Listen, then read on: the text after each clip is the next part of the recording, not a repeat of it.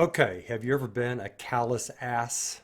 Somebody who's insensitive to those around you? Maybe not all the time, but every once in a while, guys can really be this way. Women move around the edges and maybe gossip, but guys can be callous asses. And you make a joke, and that joke really cuts to the quick, and it upsets a person, many people around you, the world around you, and people start crying.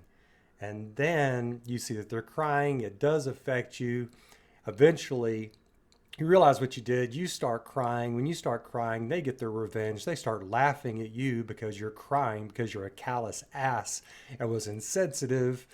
And then that makes you withdraw into yourself and you metaphorically basically die. You withdraw from everybody. Nobody wants to be around you. When you die, the whole world starts living because you're not around anymore. Metaphorically, that's the way I see this song. I started a joke by the Bee Gees. It's always been my interpretation on this gorgeous, well written song. It is well sung song. It's just a beautiful, sad song. It's one of my favorite sad songs. There's many interpretations on this song. The Bee Gees themselves have never explained it to my understanding. I don't know what it was. This happened sometime around their breakup for 1 year in the late 60s, so maybe it has something to do with that. They ended up apologizing to each other in public. I don't know if it's about that or whatever, but this is a gorgeous song. It was written primarily by Robin. You're looking at him. He's a sweet guy, probably the sweetest BG. He, Barry, and Maurice, of course, Brits who went to Australia and then back to Britain. And yeah, so I'll talk more about that, about them some other time. But I just want to get into this song.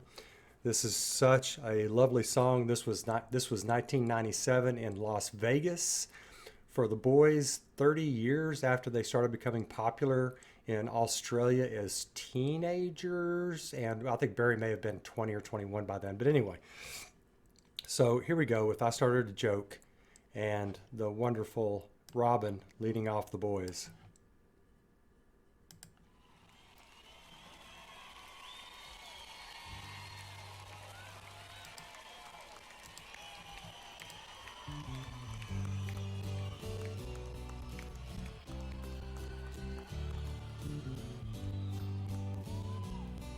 Sounds like the sound on this is a tiny bit interrupted here at the beginning. Just little bleeps in it. Hopefully that doesn't last.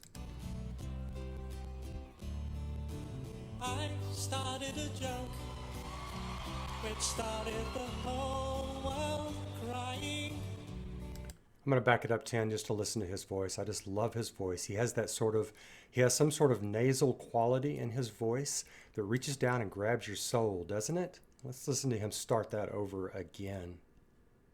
And his face, he's so sensitive. This song's perfect for him. I started a joke which started the whole world crying. But I didn't say, oh no, that the joke was on me. Oh no. Ah, love his voice. I started to cry, which started the whole world laughing. Oh, if I only see. Listen to that backup violins and everything. It's just gorgeous. I'm going to back it up 10 so we can listen to him and the violins. Also, if you notice, Barry, of course, by the late 70s, late 60s, early 70s, Barry usually was the front guy. He was the one the labels wanted out front because of his looks, because of his newly forming falsetto voice and everything else. I really like the fact that Barry is playing guitar with his back to the audience on this, folks, letting Robin have his moment. That is classy. These guys are classy. Back it up 10. Here we go. Violins and everything. Which started the whole world laughing. Oh, if I only see I love that. that the joke was on me. I looked at the sky, running my hands over my eyes.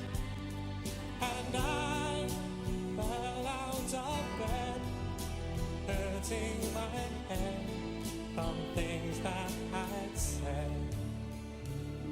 till I finally died, which started the whole world laughing. Oh, if I only seen that the joke was on me. I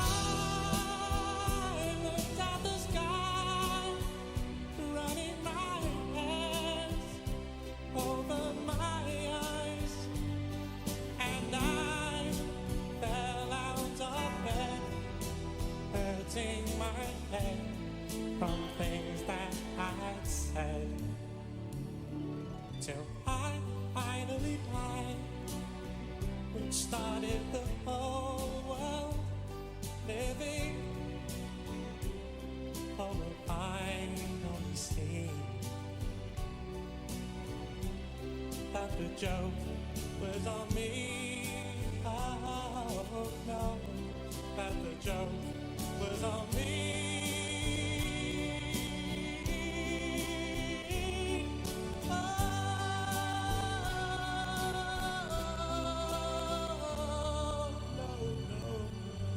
Wow.